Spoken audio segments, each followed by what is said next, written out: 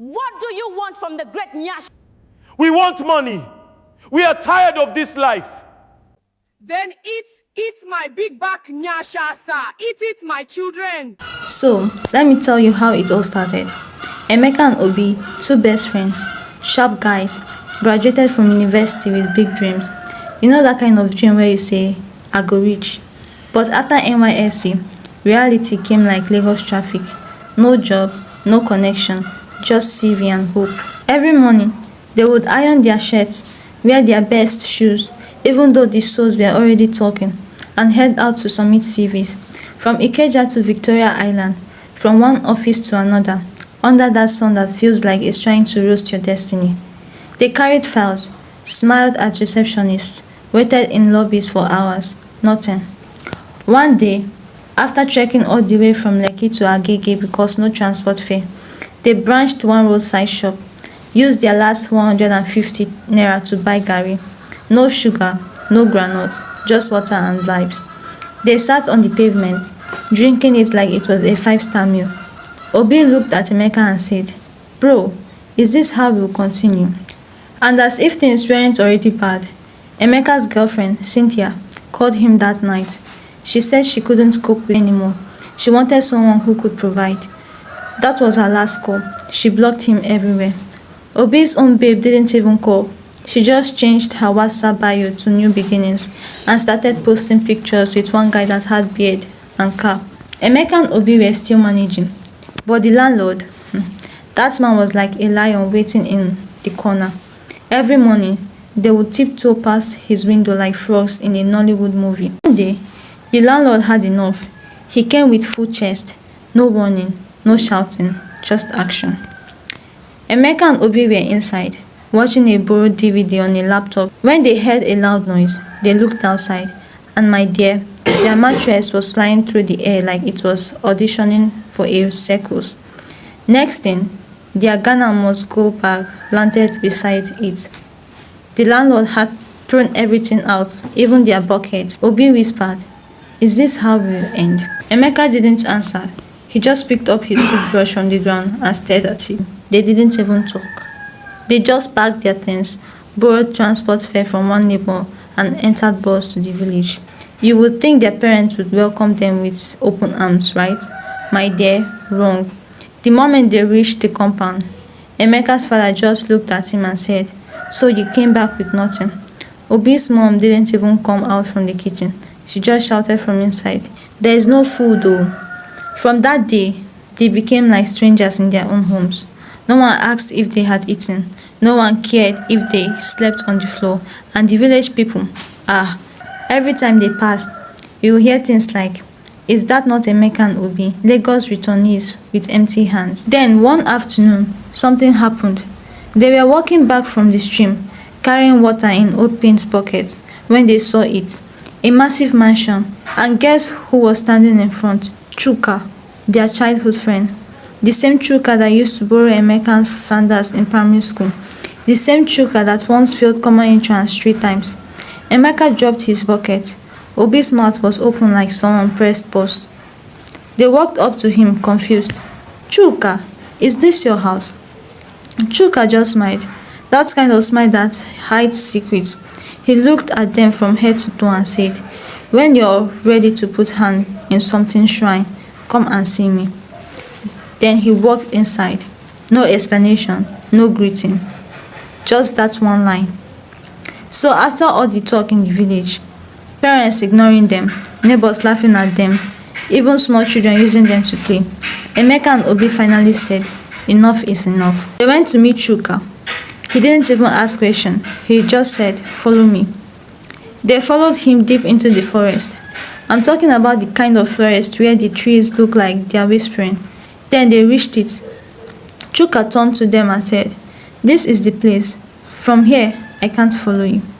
Before they could ask questions, he left, just like that. Emeka and Obi stood there, confused. Then the ground trembled.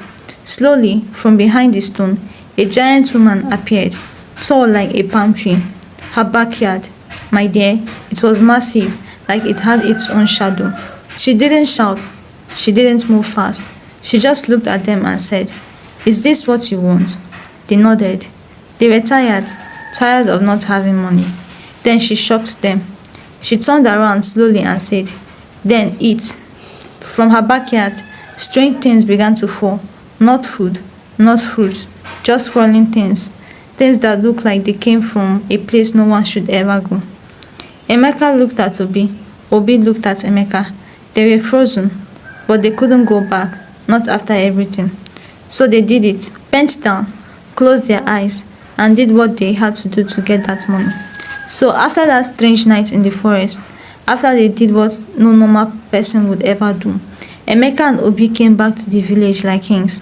I'm telling you, within days, things changed. Money started flowing like river.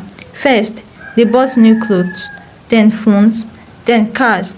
Before you could blink, they moved back to Lagos. And not just anyhow Lagos life.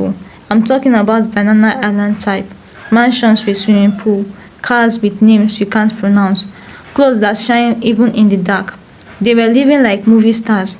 Every weekend was party. Every weekday was shopping. Even their neighbors started calling them chairman. Then guess what? Their ex-girlfriends, Cynthia, and the one that changed her WhatsApp bio, started crawling back. Cynthia sent long messages like, "I miss you. It was a mistake." The other one posted throwback pictures with Obi and tagged him old but gold. But Emeka and Obi, they didn't even reply. Why? Because they now had 7 girlfriends each. Yes, 7. One for Monday, one for Tuesday, one for shopping, one for cooking, one for vibes, and one just to say I love you. It was like they were living inside a music video. Everything was sweet, too sweet. Until things started changing. It began small. One night, Emeka woke up and saw sand on his bed. No window open, no shoes nearby, just sand. Obi started hearing whispers in the bathroom. No one was there. Then their phone started ringing at midnight. Unknown numbers, no voice, just breathing. They couldn't take it anymore. One night, they packed their bags and ran back to the forest, back to the place called Backyard of Aba Woman. And when they reached the shrine, she was already waiting. The giant woman stood there. She didn't shout, she just laughed. That kind of laugh that makes your skin feel like it's shrinking. "I warned you," she said. "You asked for wealth. I gave you 6 more." Emeka dropped to his knees. Obi started crying. "Please," they begged. "We didn't know we are not ready." But she just turned away. "Your time is ticking." From that moment, panic entered their spirit. They started running from shrine to shrine, from one herbalist to another, from one forest to another. They even went to one place where the priest wore feathers and spoke in riddles. Nothing worked. Every shrine they entered, the answer was the same.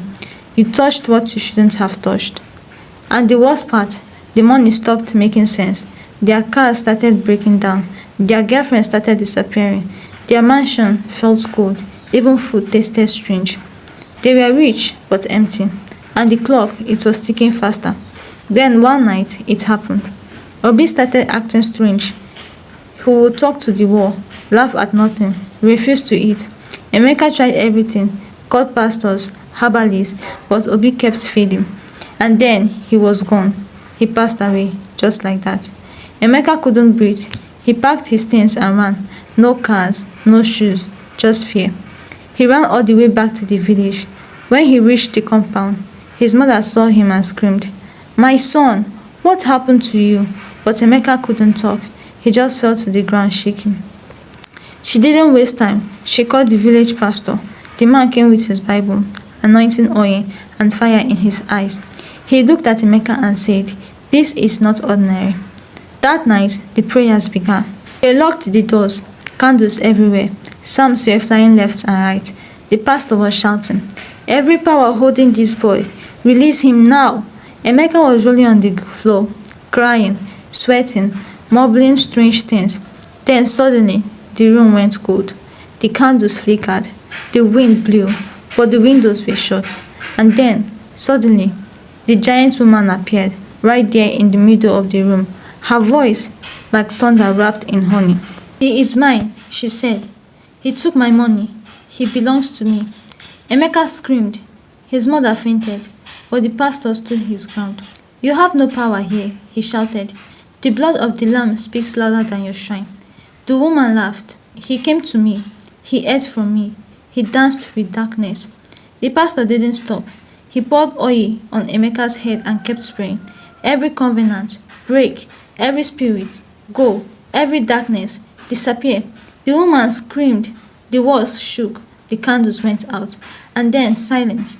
When the light came back, she was gone. Emeka lay still. Then slowly, he opened his eyes. The pastor helped him up. His mother held him tight, crying tears of joy. He was free, but the lesson deep. Because some doors, once opened, don't close quietly. The end.